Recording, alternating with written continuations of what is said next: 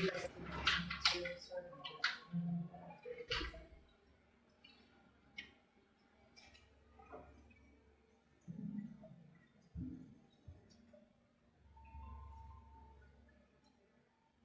Nikki. Hey, how's it going?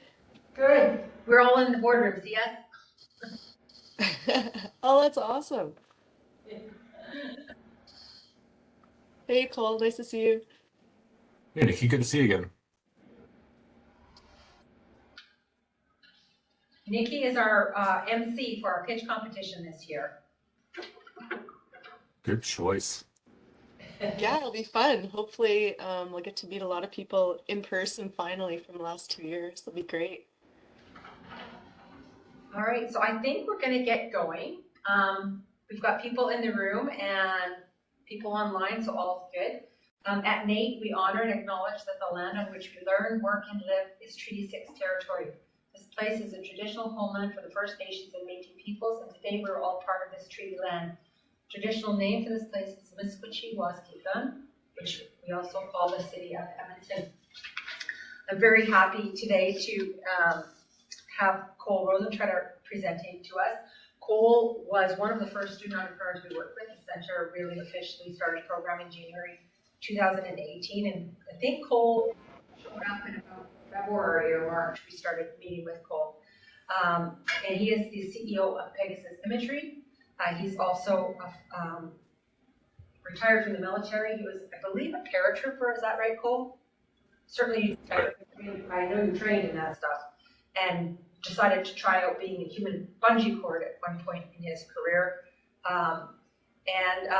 Is just an amazing person and doing great things. And so I know that he's got some great information to share with you guys on pitching, and I'm going to pass it over to you right away, Cole. Cecile, thanks very much. It's always good to start out by like a common touch point. So I'm actually a Nate dropout. Is probably the easy way to put it. I know Nate doesn't like me saying that. The short answer is, I was, like Cecile mentioned, I was in the Army for 15 years. I had a pretty serious accident, and I had to try and figure out what I wanted to do next. Doing online schooling at NATE was actually one of those initial steps to try and figure out what I was going to do with the rest of my life. Post, dressing like a Christmas tree and falling out the back of airplanes, being cold and tired. So entrepreneurship seemed like the right amount of suffering. When I met Cecile, and this kind of goes to the overall thesis here, I had no idea what I was doing, point blank, as far as like starting a company, especially leaving the military and starting an aerospace company. The important thing is, I didn't care that I didn't know. I just went after it, and along the way, you'll meet people in your journey, if you haven't already, that are kind of like your Gandalf. Not not not from an appearance standpoint with Cecile, but she's one of the first people to give an unsolicited hand up for me in my journey, and then from there, that's where we got. I'd probably call it our first big break. So I just kind of put it out there that what I'm going to cover here. Listen, I'm not going to walk you guys through on pitch deck composition and structure. I'm just going to give you some of the quick highlights on what has worked for my journey. Your journey will be different. You will talk to a different subset of people than I have, more than likely. So you just have to keep in context that, like everything else, if you think about it, you'll get tons of advice in your journey as an entrepreneur. Appropriately weight and categorize it. Doesn't matter if it comes from a billionaire or your mom. It's all equally valuable. It just depends on how much credibility and weight you put behind it. So that's why I'm not going to really walk through you guys step by step on how to create a pitch deck. I can't do anything close to what is already available online, but I'll give you guys probably just a couple quick bullet points, and largely have this turned over for the bulk of it for questions here at the end. If you have questions along the way, please don't worry about interrupting me. It's actually a good sign, if that makes sense. So as opposed to me trying to set things up even more, let's just jump straight into it.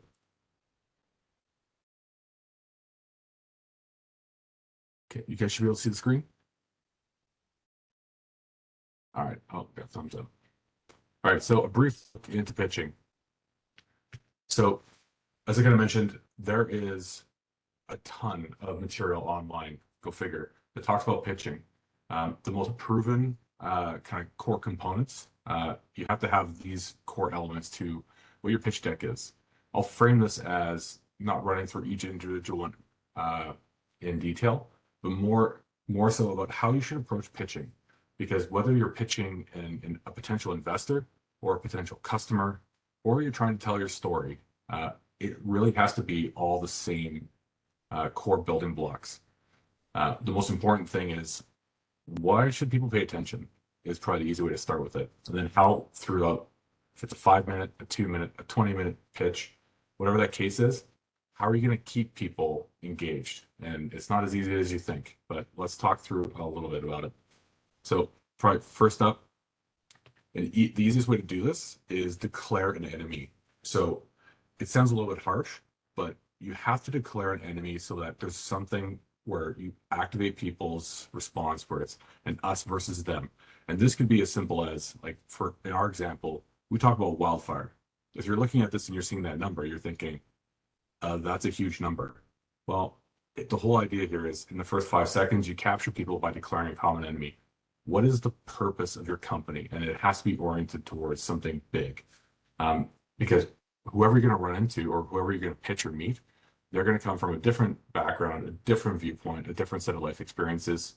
Immediately find common ground. Easiest way to do it. You say, hey, look over there. Look at that big problem.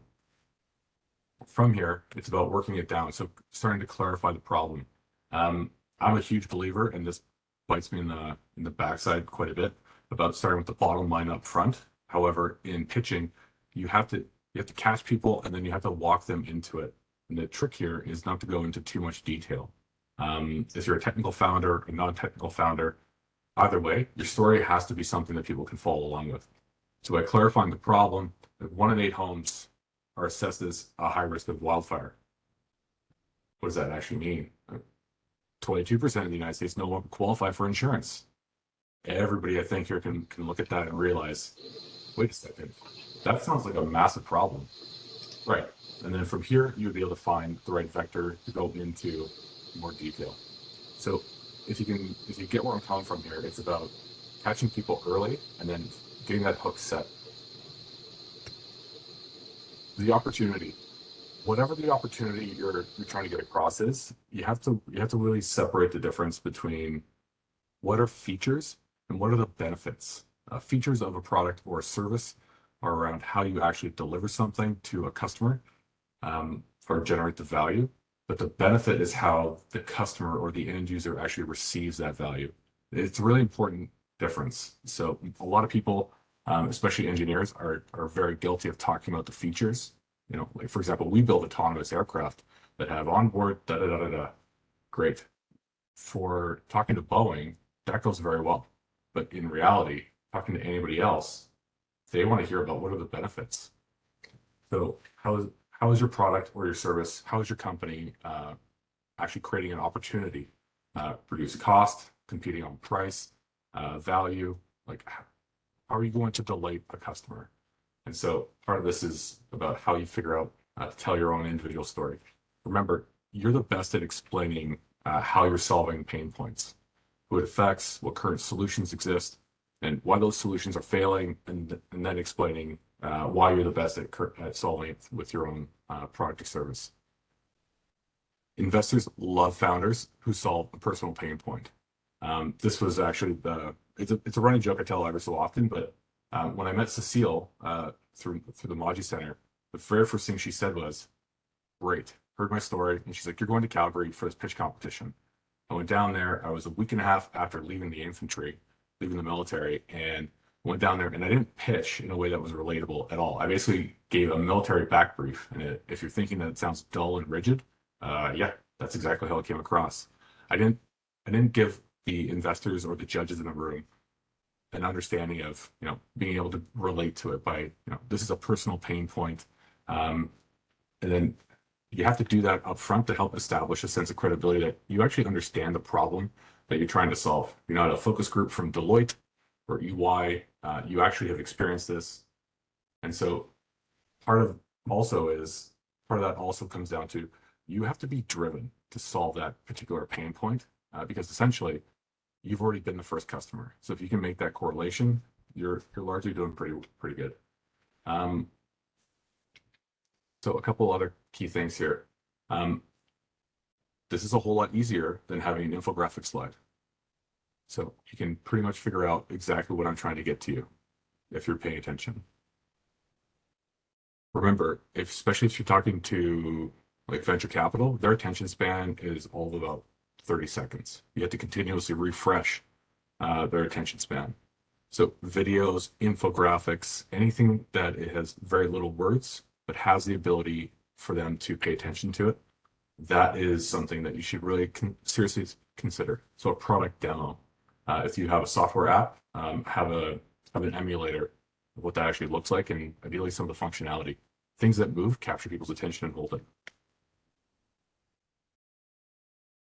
Once you have their attention, getting more into the actual solution itself. And this is the part where the features kind of come in. You can have a pretty simple layout. You can have a complex one, but you have to understand, especially when you're pitching people in person, the minimum amount of words, the minimum amount of complexity on the slide has to be the baseline. If you try and have a really complex infographic with a lot of words, that is probably really good for you to try and hand somebody as like a brochure or a spec sheet. But trying to actually lay that out in a pitch competition or just in a meeting, it's going to be really hard. The idea here is you want to get people excited about what you're doing and have them kind of suspend disbelief and not start getting into the weeds. A good example is this: go to market. This is a slide we currently use. So the 5 million drones that are forecasted to be in North America by the end of the decade, we're targeting the 1 million manufacturers of drones who are going to be required to fly complex operations. They're going to require an onboard detect and avoid system. I can talk people through this without having them actually trying to read all the screens. Now, if anybody was actually reading and could also hear me, you might be the next Elon Musk because you have an ability that most people don't. So the less words, the better. Infographics should be as simple as possible. This is a good example of an infographic that we have as part of like an actual presentation that we send out to people. Not exactly the best for presenting in person. This is a little bit better. So if we're talking about complex concepts or complex products and how they're actually put together, spending time to drill into details is important, but you have to keep it high level. So we develop a product family. This is all centered around an autonomy core. What does that actually mean? From a non-technical standpoint, we have a little tiny computer that we put on top of drones that carries all the algorithms and software. We plug different modules in based on the size of the drone and what its actual use case is to make sure that it has that complete coverage for safety while it's out flying beyond line of sight. That's even still really wordy. I guess problem with this is, as you make things small in writing, the majority won't read it. The ones who do are not going to actually listen to you while you're talking. So try and find the right balance in what is overly simple, especially on a pitch competition. I say pitch competition overly because I guess it's stuck in my head with me keeping the MC for you guys coming up. You want to make sure that you can differentiate yourself, but you want people to follow along to what you're saying and while also looking at the board, not trying to do both. This is really simple. We have an incredibly complex landscape. It's a $325 billion a year market. But we can boil it down to basically this. Some drones can detect cooperative aircraft and some can detect non-cooperative. It's autonomous and remotely piloted. If people don't understand what this is, at first glance, you can already see that how we differentiate ourselves. This is all about market positioning. There's a much better way of doing this, in my personal opinion, which is you directly highlight where you and your two closest direct competitors stand. You cannot shy away from competition. And I think this is one of the things that, especially for entrepreneurs, like founders, we're guilty of this. No, I see how this can work. Massive confirmation bias later. Well, guess what? You have to tell people the competition, because if you're the only one doing something, either you're naive, you haven't actually looked online, maybe you're someone with experience hasn't actually found where the rest of the actual competition is. But if you're the only one who's actually truly doing something, chances are you're probably wrong because somebody has tried and failed to make a business out of it in the past. So just be really careful about competition. Don't shy away from it, is my big point. Everybody wants to know who your competition is.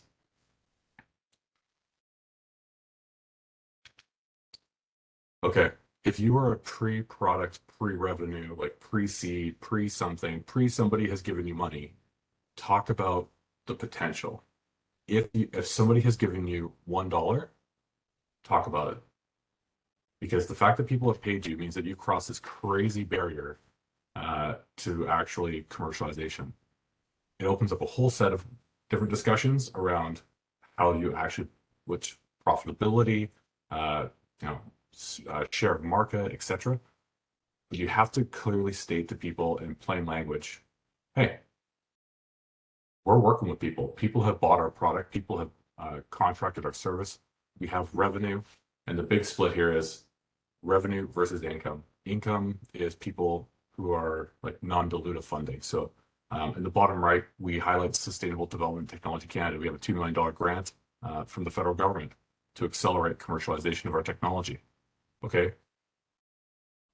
We have Transport Canada on there because it's a regulatory traction point, which is key for our particular sector. If you're developing a hardware product, then you can talk about, you know, the different standards that you have already achieved, like ISO 9001, etc.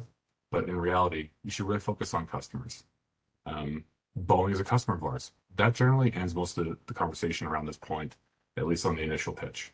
We have contracts with Boeing, with Talus based out of France, and with the Alberta government, and we work with municipalities and some of the world's biggest rail companies right now. If you're nodding your head, which is hard to see right now, good. If you're just standing there thinking about this, that's actually the idea. Get people to think, wow, they actually have customers. Oh, those are big names. It doesn't matter if you've crossed the barrier from zero revenue to $1 plus, talk about it, highlight it, and definitely don't spend as much time as I just did, but I'm trying to reinforce the point. People, you have to be absolutely crystal clear. People have paid you to solve a problem that they didn't want to do themselves. I'll give you two examples of this. The team slide is absolutely, by far, the most important thing that you will likely talk about, especially to potential investors. Why? Because the products you're going to develop, they will change. Like the actual features, they will change. That's why you have to focus on the benefits. If you have a one-person team, single founders are always a red flag, point blank.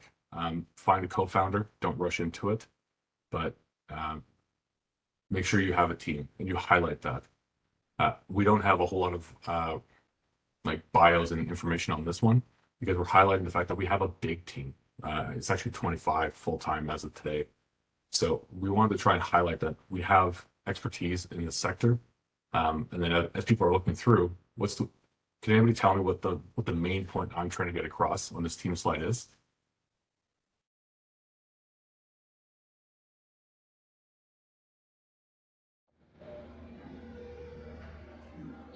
Leadership, somebody put in the chat.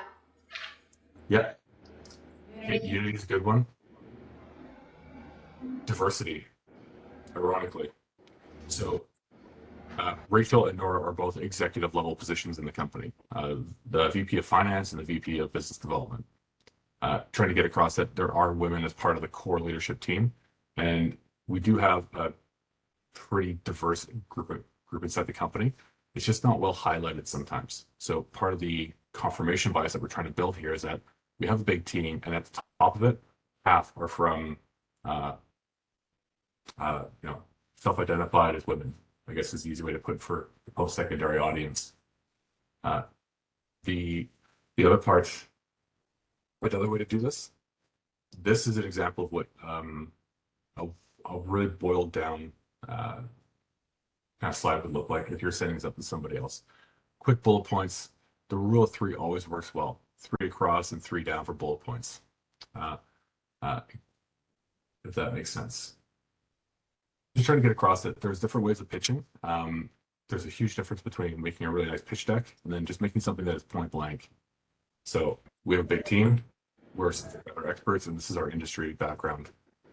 Cole, if you were just starting out and you only had a team of you, would you highlight then your mentors or advisors to make it show that you're not just on your own? Yes. It depends on what you're trying to get or who you're talking to. Here, for example, I'll give you a couple specific examples. If you're talking to somebody about buying your product, like trying to sell this to someone, say potentially an enterprise customer, you want to do a pilot project. Okay. Understand what will work for them. You have to tailor the message to who you're talking to. If you're a solo founder, because I was for the first year largely, you also have to look at the way who you're talking to. Pre-revenue or very early stage companies, having advisors, okay, it's really good, but you also have to weigh that against who you're essentially pitching it to. And I hope it doesn't come across the wrong way, but if you're going down and you're talking to somebody about investing in the company, and say they're out of Mountain View, so in Silicon Valley, and your advisory group is from indistinguishable companies, or they're basically kind of tied to like a regional, maybe northern or central Alberta play, as far as business experience or industry or technology expertise, it's not gonna weigh very well. You just have to be careful, I guess, without trying to give you guys like a clear yes or no on having advisors on the slide. Just know who you're trying to communicate this across to. This will sound like terrible advice, but you have to tailor the message to who you want the message to be received by. And sometimes this means you have more than one pitch deck, or you have a leadership slide, or you have a team slide that has a different amount of information in it. Again, it really is about tailoring the message. Is what you're trying to do at the end of the day, what you're trying to do across all of this is you're trying to burn down different types of risk. Is the market actually big enough for you to capture 0.2% of the market, which is kind of the industry average for IPO or acquisition for most software companies? Do you have the team risk is probably the highest in most cases, especially for early stage companies like pre-revenue or pre-product market fit. So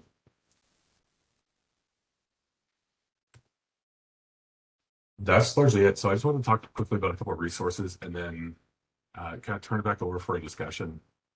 So let's talk about resources. As I said before, I wanted to hit a couple of quick highlights here and not walk you guys through exactly everything on how to make a pitch deck, because it's extremely specific to who you are and what your personality is and who you're trying to communicate to. A couple easy resources. This is a paid product called DocSend. I'm not a shareholder in DocSend. We do use it quite a bit. Why DocSend? Okay, if you make a PowerPoint presentation, you convert to PDF and you send that out to somebody, how many versions of your presentation are floating around the internet? If you're like me, for the first couple of years, maybe 320. Okay, which version is eventually going to make its way into somebody's hands that would say, oh, that's interesting.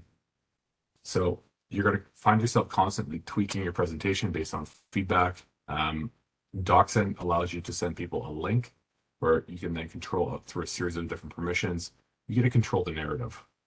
So by controlling the narrative, people can only go to one place. You can update and change information on the deck as you learn more, you gain more experience, and it also prevents you from having different versions of your pitch deck, product sheets, information, etc., floating around the internet. There's options where people can actually go through here and actually download it.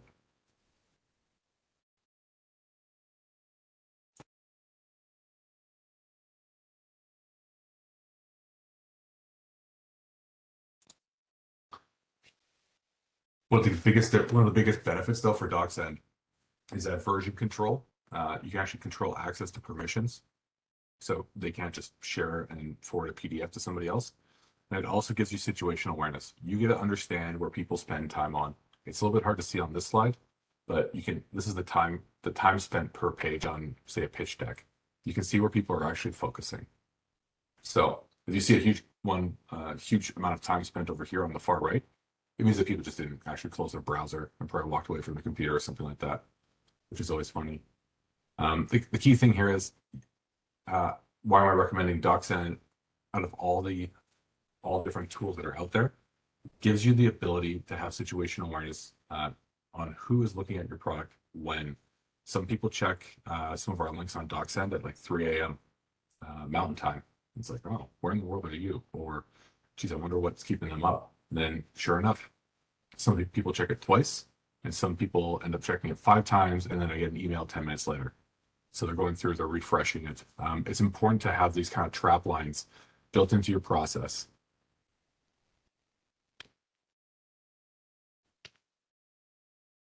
Venture deals. This is the Bible. So if you're talking to people specifically about pitching for investment, you have to read venture deals. There's a free PDF version floating online somewhere. You can get the book, but at the basic level, you have to look at it like this. You need a cheat sheet. Venture deals is a really good one, especially when it comes to some of the basic terms. If you're talking to people who are like venture capital or high net worth individuals and angel investors, you have to understand they have done this probably hundreds of times this year in a lot of cases. You will never be as smart as them. They know the game, they know it inside out. This is what they do. You need a simple cheat sheet to know that you can reference back to and look and say, okay, what is a preferred participating? Oh, okay, now I understand, at least at a basic level.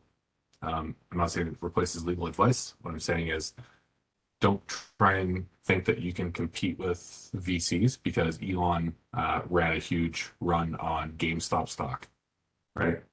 People play different.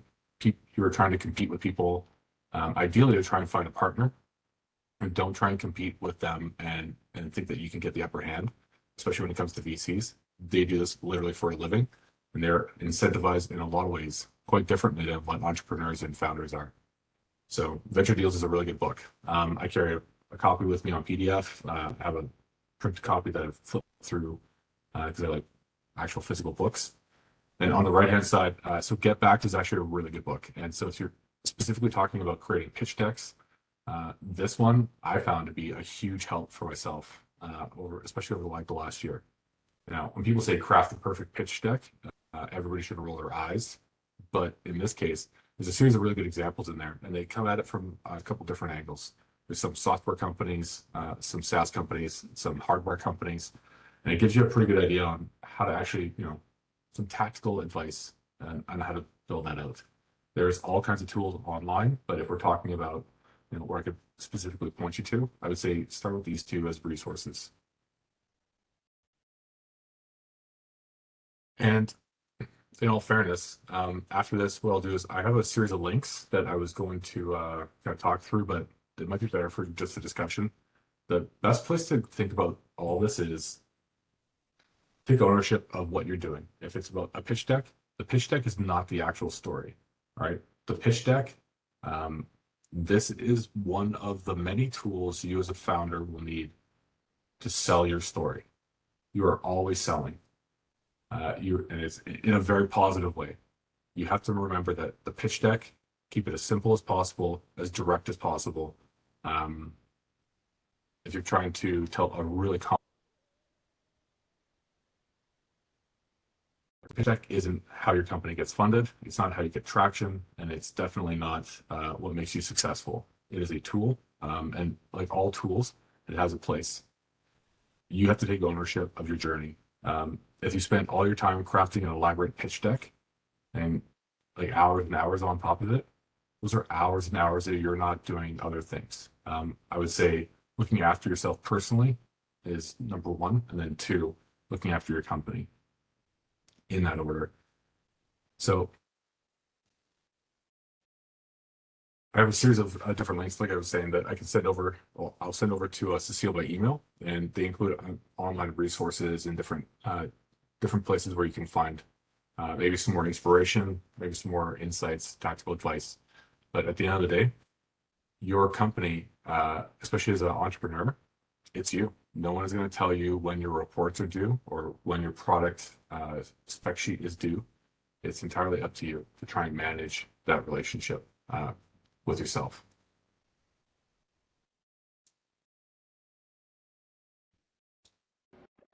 Awesome. So, any questions from either the room or online that we can, okay, we've got a question here. Phil's got a question. Like would, let's say someone gave me some advice having a customer analysis. So having like one or two customers on your pitch deck and just going in depth on like what are their needs and everything. Is that okay, or is that like a little bit too complex? So you're talking about not market, but what is your customer profile? Yeah. Yes. Yeah. So absolutely. If you are pre-revenue or you're pre-launch for a product and you're trying to talk to somebody, you have to convince them that you're the expert or you are rapidly becoming one. So if you found a particular thread in that customer survey, talk about it and highlight it, but make sure you have a really clear point on why you're bringing it up. Not just that you had a survey and you had 500 respondents and only 25 actually filled in the actual forms. Talk about as much as you can, a proof point that validates why you are the right people or the right team to go out and pursue that customer market. I have a question. Okay. Pick up. Yeah. So when you mentioned that we have to make sure the market is big enough to be able to grab like 2% from it, how do you measure that? Are you looking at like if the market is above $1 billion, $2 billion, or if it's projected to grow to a certain number? How do you know if it's actually big enough? Sorry, I cut out for a second, but how do you quantify what is the market big enough? Yeah, it's a great question. So the rule of thumb used to be you have to have a total addressable market of $1 billion. Some are saying that that's $2 billion now. The important thing is the market big enough? That's a top-down analysis. What generally works well is, see, for example, you have something, and I'll try to give you a really specific example. So one of the sensors that we build in the company detects icing. It's like a wireless sensor film you get attached to things. We were just trying to figure out how we can fly in Alberta like on days like today, because icing is a big hazard for aviation. The total addressable market for that isn't actually just aviation. It's everything that experiences icing and has an impact to business. Aviation is flight safety. Wind turbines are a different thing. So that TAM, that can dramatically balloon and it becomes more like a thought exercise. Is the market big enough? That's one place to start. There's no exact range because it depends on also what kind of company you're building. If you're building a company and a most likely route for a liquidity event, like how are people going to give you money and make their return? If that's an acquisition and you're targeting a play for acquisition, which is what most SaaS companies do, understanding what that journey looks like. Maybe it's acquisition by somebody who's part of the serviceable addressable market. The breakdown from there. Probably not answering you directly, but is the market big enough? It depends. The most important thing to get across when it comes to the market slide is that you know what the initial entry market is. So, like, for example, you can't try and sell a sensor system to Boeing and have them put it on Boeing across every single aircraft in the world and say like, hey, I know this is the pain point. That's not how it's going to work. It's going to work with maybe a demonstration, maybe a pilot project. If you're really smart and you're crafty and you have a really good product, you can get it on 1, 2, 3, and then you can start building that out and start scaling it up. So that's that initial market entry point, I think, is actually the most important part of when people talk about the market opportunity. What are you focusing on first? Okay. Did you see what Dale put in the chat? He has some resources. Okay, perfect. Yeah. And do know, like, if you're not looking, so if you're pitching a business that, say, I want to open a bakery, and it's not something that I'm looking for, massive investment, I'm just going to be looking for a bank loan or something like that, then you're not talking about $1 billion market, right? It just depends what your objective is. Okay, thank you. Crowdfunding websites are a good place to test your product, an idea. You gotta be careful though, because like for crowdfunding and crowdsourcing, a lot of these have a lot of terms and conditions where if you fail to deliver in a certain period of time, you could be liable for a lot of the potential losses, right? You have to give people their money back at a minimum in some cases. Yeah, there's interest sometimes, but if you're trying to do market research, like who would actually care about this? If it's a direct to consumer, I think crowdsourcing is an awesome way to go. I mean, that's how the 3D printing market really exploded over like the last 5 years is through crowdsourcing. Yeah, and when I look at like local Edmonton businesses, Sugar and Spice Bakery, how they launched was crowdsourcing. They pre-sold product basically, but then like Cole said, they had to deliver on the commitment for the next 2 years to make sure everybody got what they had pre-purchased. I myself have got behind a couple of companies through crowdfunding and never seen anything. No product, no nothing. So then, you could also wear the consumer out in terms of why would I get behind if I'm going to get anything out of this. But Yeah, exactly. Just be careful. If you're going to go down the crowdfunding route, it's not just market research. People will have an expectation that you will deliver what they're giving you money for upfront, which is not a bad problem. Sorry.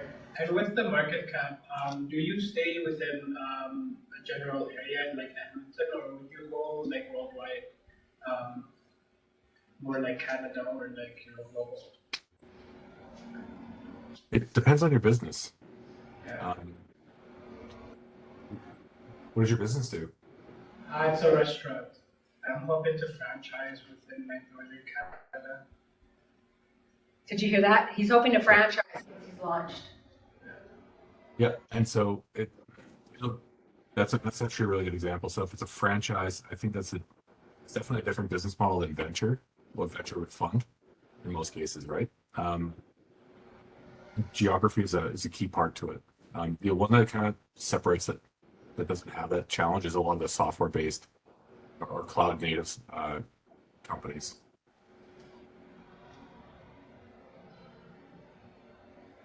Okay, there's a question in the chat, Cole. I had a question about just the team parts of the slide. Like you mentioned that like a single founder was a red flag for pitches. Like myself, I'm very early in the kind of business idea, and it's just me. Just kind of has me a little anxious. Like if I were to do a pitch to someone about it, why would it be a red flag? And should someone pursue a partner just out of necessity for pitches? No, geez, it's a really good question. This is not a track meet; it's a marathon. A solo founder is a red flag depending on how it comes across. I say it's a red flag as a default to get everybody actually thinking about it. If you are very early on at the idea stage, being a solo founder is one thing. You should always then think about who have you been able to convince to believe in your idea. That's where the advisors would potentially come in. Like I have these advisors. I'm working quietly in a lab by myself, or I'm toiling away in the basement or in the garage. But I've been able to convince one more person than me that this is something to put their time and effort into. That's probably where you have to kind of go from 0 to 1 on the team slide, or on thinking about that. As you go forward from the idea stage to try to get more serious and start actually burning money on your company, realistically, burnout is one of the biggest risks. Picking a good co-founder is absolutely essential. You don't have to be the exact same person. Like my co-founder and I we didn't even meet up until after my first year starting the company, and so we met in like January of 2019 for a mutual friend. Took me a couple months, and then I realized, no, he's in it. He is my Vin Diesel. He is my ride or die on this one. And that smile on your face, that's exactly what you have to communicate to people. Like, John Renew is my ride or die. And then, okay, you've convinced at least one other person. And so now it's not just you in an echo chamber. Maybe it's just two of you, but maybe I should pay attention now. The biggest thing I would say though is going from having just a solo founder to having a co-founder to building a team. You need a support network. This is one of the hardest things you can do in life, starting a company, especially a really good one. It's going to be even harder. You're going to have a lot of challenges, and you need somebody that you can share that burden with. So Vin Diesel is a good analogy. Yeah, that makes sense. Any other questions in the room or online? I think he has one. Yeah, I have a question. Okay, sorry, I didn't see you. It's okay. When you mentioned the part about raising pre-seed investments for like, say you have a company but you have no revenue yet, you said to really talk about potential. Could you like mention a few steps on like what to emphasize about the potential of the service or the product that you're trying to provide? Like, do you talk about the total addressable market? Do you talk about the scale of the problem? Like, how would you go about talking about potential? In short, tell your story. Tell your story and put as many concrete facts into it as possible. If you have pre-revenue, your pre-MVP, tell the story. Listen, I saw this and we've been working at this. We've done this amount of market research. We've done this to basically de-risk what we think, the market adoption risk would look like. But we think that this is the customer itself. And remember, in all this, you got to tell your story and be authentic. So if you're early and you're just trying to figure something out, be honest with it, but be confident no matter what. You'll probably put more work than they ever have thought into your idea. And it's kind of a backwards way of looking at it, but an idea takes a lot of work as opposed to hiring a team of engineers to actually go through and build it. Because at that point, ideally, you've done it right. And you have a project scope or a product scope, and they're actually just going through the execution phase, coming up with the right idea and figuring out what star to aim towards. It's one of the hardest things to do. So if you have information, tell your story in that way, and make it something that's digestible. Like, I'm not a big fan, to be honest, of the usual formats for problem, solution, benefits, features, the TAM, the market opportunity, competition. In a lot of ways, what sells the best, so to speak, telling the story, is telling the story. Like, one of the best people to do this is, what Elon does, because it's very relatable. He has this crazy vision out there. When he talks about it, he doesn't talk about, dramatically burning down the cost of goods sold or the margins on, access to space for commercial or government customers for satellites.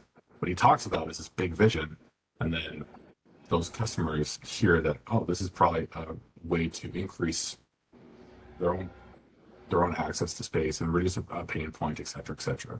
It depends on the book. Find a good story, and if that story doesn't follow the exact narrative, you just have to be authentic. Like, this is where I'm trying to avoid having like a pretty clear, robust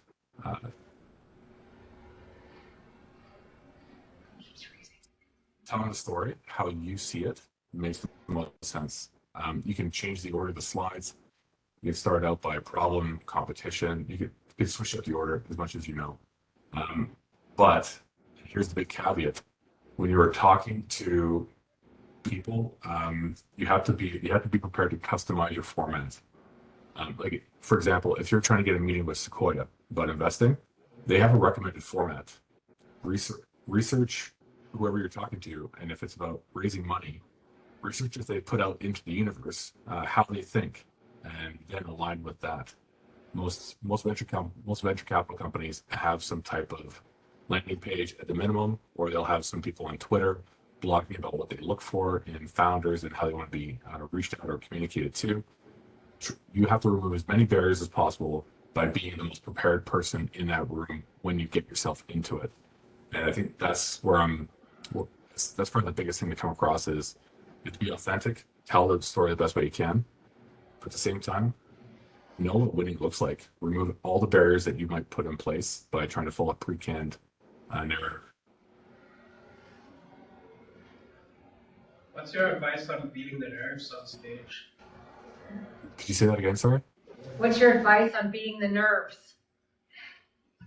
On being the nurse.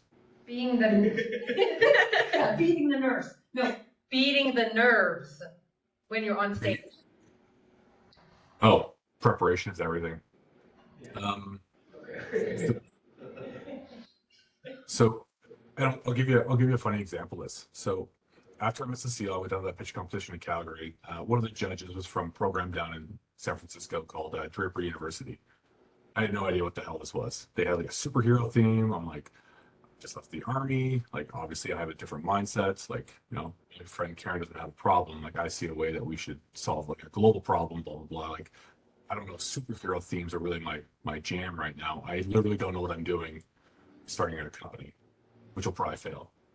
So, anyways, I went down there, and what I realized is right out of the gate, beating the nerves is entirely about what you do.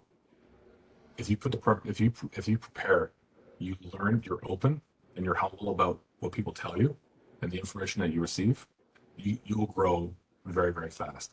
So when it came down to the final, you know, big demo day, all that stuff, every morning when I was down there, I used to get up at 5 a.m. and go for a run. It was a short run, like, you know, 5 kilometer round trip down to this little lookout point where you can see all the planes landing at SFO, and then turn around and run back. But for the week leading up to the pitch, I would run down there, and as I was running, I would practice my pitch. Now you're probably wondering, okay, that doesn't sound very fun, and it's not. But if you can actually get your pitch out when your heart rate is up, it was one of the closest things I could emulate to being nervous on stage, right? So if you can get the pitch out, you will, like when your heart rate is up, for example, when you get on stage, it'll be autopilot. And then you won't have to really think about what you're actually saying and if you're saying it right or who you're looking at. Put yourself in a position to win. And how did you do in that pitch, Cole? Well, so I came first in the program, and the company was voted as most investable. Yeah, and I'll say it like this: came first in that pitch competition and first overall in the cohort because it was the most prepared. Like when everybody else was doing something else, I was asking questions, learning. I was shameless about this actually. The people, like the staff who ran the program, I didn't really know what to do after the first couple of weeks because I wasn't going to go to bed until midnight. Just trying to learn as much as I could and ask as many questions as I could to try and rapidly close the gap in knowledge. Like I have no idea. Like I literally got the same paycheck frequency. Like I never worried about getting paid in the army. It was the 15th and the 30th of every month. I had no control really over how much I could make. All I can control is you know, all the other aspects of the job. So not having the dependability of a paycheck was a big wake up call for me. I had to try and figure out how I was going to be able to make it as an entrepreneur, and I just asked a ton of questions. So preparation is key, which is actually a good point that guys linger on. If you don't prepare, you're selling yourself short. Like if you don't put the effort in, you're not going to get the result you're looking for. If you find yourself being nervous, good. Do it in front of people and get people to tell you their honest feedback before you go into a big meeting or a big pitch competition. Pitch it to people in the elevator. Like if you guys are in person at Nate, I would ride the elevator for 30 minutes up and down. You get 30 seconds to pitch total random strangers and figure out how you can capture their attention. Don't set up a meeting, just try and catch people walking around the quad or whatever the case is. Like put yourself into the most uncomfortable positions, and when it comes down to it, you'll be on autopilot for the pitch, which is honestly, that's where you need to be.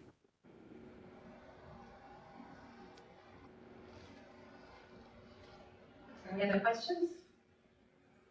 Online? It's not in the chat, Cecile. Okay, Angela, put, know any investors willing to fund pre-revenue stage companies? Most I know are hesitant to invest just based on an idea. No, you're talking to the wrong people. Yeah. Do I know any investors? I don't know what you do. If you're interested, send me over email after this. Oh, blockchain. Oh, Jesus. You know what? This is, oh God. Okay. Be careful who you pitch is probably a good one. So if you're looking at fundraising, if people are hesitant to invest just based on an idea, you haven't convinced them. Like, we have investors in the company who are like, Boeing is an investor. Also, we have farmers who are investors. Why? Because we can accurately communicate what the company does and the vision to them. So if you're talking to people, listen, a quick no is the best thing you're ever going to get as a founder or as an entrepreneur. Getting to a quick no is you'll really learn to appreciate this. It's respectful, it's direct, and those are the two best things you can hope for. So if you're not getting to a quick no, get them to the next steps. Yeah. And if I you're remember looking for, we were first talking about, it was you compared it to like dating. And you talk to these VCs or you talk to these potential investors and then they ghost you. yeah, exactly. So it's I don't have it up, but if you think of like an XY graph, you guys have probably heard this before, right? The crazy hot scale. So on one graph is crazy, and on the other side is hot. So, guy or girl, whatever. The worst case scenario is when you run into somebody who's a 10 out of 10 on the crazy hot scale. A lot of this is like dating, and at the end of the day, it's not just about going out and meeting people when you're looking for money. One of the key things here is getting out of, like, for myself, getting out of my comfort zone, which is, being a quiet professional. That's what I did in the military for the first part of my life. Being a quiet professional.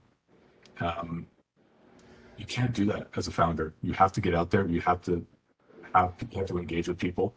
If you're trying to fundraise, people will not invest on one meeting. What they generally need to do is have a series of different meetings with you or different touch points. So converting from dots, individual encounters, into multiple dots, which form a line, it gives them the touch points back into your company. So this is why over communicating is actually not a real thing. You have to always be talking about what you're doing. Okay, Andre has a question online. Heard from most professors that today, when you have just an idea, it is good to have an online presence like a website to secure the name of the project and as a way to show the idea. Is it still useful today to have a web presence, and is it better to have one than not having one? You have to be online. You have to have a presence. It's a really smart tactical comment about getting the domain and everything else like that. You have to be part of the conversation. Like, I am on Twitter now for the last 8-9 months. I don't want to be on Twitter, and I'll be honest on that. I'm getting used to it, but it's very foreign for me. And why am I on Twitter? Because there's a conversation happening, and as a founder, especially for myself, largely on the public face of the company in most conversations, I have to be there. If you're not part of the conversation, no one ever knows about you. So you have to get out of your comfort zone continually. A website is a great one, actually, because then you have something you can point people to. You have a business email link to that website. Geez, that's a whole bunch of credibility, as opposed to, no offense, but having a, Cecile.windland@Nate. Okay. But if you have Cecile.windland@, SpaceX.com, you're like, oh, gotcha. You've at least gone through the first step of creating a website or landing page. Awesome. Any other questions? Yes, I have a last question. You said that it's important to mention in the pitch presentation if anybody has given us like even $1 before our own business. Is that strictly just money from investors, or is it money from sales, like revenue, customers? If there is one thing you want people to pay attention to, it's have people besides your mom or your dad or your friends and family giving you money, like as customers. If you have customer sales, huge. Like I cannot understate how big of a moment it is for a founder and how big of an impact it is when you say, well, we're not pre-market, we're not pre-revenue. You have revenue. If that's $10, okay, well, we see a path to creating $100 by the end of the month. We see this is how we're going, and then you have a place to move forward. Dale actually put a good thing in there in the chat about investment. This is going to be a little bit hard to come across because it took me a while actually to wrap my head around it. Nobody wants to invest on ideas. You have to show them that you put the work in, and at the end of the day, whether you need them or not is questionable. Even if they came to you with a big check, what are you going to use that check for? What do they use the funds? And it goes back to what's the story you're telling? This is the journey that we're on as a company. This is where we're heading next. To get there, we're looking for investors to help us capitalize the company so we have the resources to achieve these clear, demonstrable milestones. So the investor, there's no business that's just about investing. Otherwise, you guys would go into, well, no offense, blockchain or something like that. But at least somebody laughed at a blockchain joke. The important thing is, like, when you're talking to investors, their natural default is going to be to say no. You have to convince them that, one, whether they say no to you or they say, let's take another meeting or I want to learn more. At the end of the day, it's your company. You're going to get thousands of no's, hopefully thousands of no's per year. No's from potential customers, no's from investors.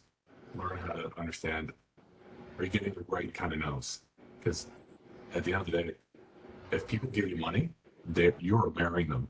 And unlike modern society, you can't get divorced easily and disentangled from people who invest in your company. So you got to be careful about who you take money from at the same time, which is probably one of the worst things to tell people at early stage, because you're like, we need money. But you could also marry the wrong person. You could marry somebody who's just crazy.